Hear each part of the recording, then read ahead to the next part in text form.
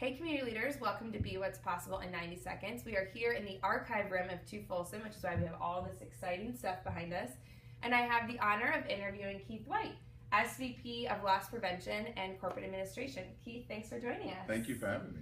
How do you get your team pumped up and inspire them to volunteer? Well, it's very easy. You know, when I think about what the company stands for, to do more than sell clothes, I've seen so many examples of that it's completely enveloped how I operate. I've made volunteering as important on my schedule as any other meeting. So you have to stay committed to it. One of my favorite memories is back when we had Hurricane Katrina, a catastrophic event.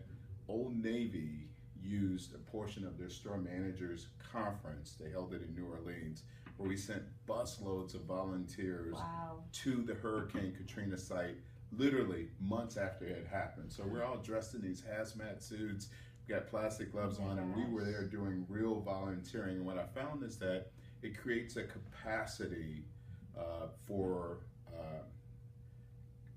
giving and supporting and compassion. So it's pretty cool. And it really brings people together. I always find it's a good bonding moment too for a team, which I think is really overlooked sometimes. Well, you know, one of the ways you get to know your team members is you can get to know them through work, you can get to know them outside of work, but you can really get to know them when you volunteer. I totally agree. Because it levels the playing field. You know, no one is over one another, and you have a chance to work on something that you have in common.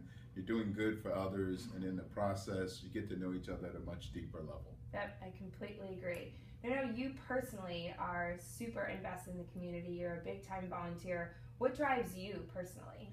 Well, I've been the benefactor of so many other volunteers. You know, as I was growing up on the south side of Chicago, the YMCA and community centers, and all these different places that I never really knew that these people actually had daytime jobs, and they would come and work with us in their free time. And later on, I put that together and I said, that should be me. I have to pay it forward. I have to help others. And it's been a way of life, and it's a great way of life because I feel in a very small way, when you volunteer, you make the earth a little bit better. I totally agree. Well, we are so lucky to have you, especially in a leadership role. We need people like you really driving this forward. So thank you for all that you do. Thanks for joining me here today. And community leaders, you heard it from Keith. Get out there and volunteer.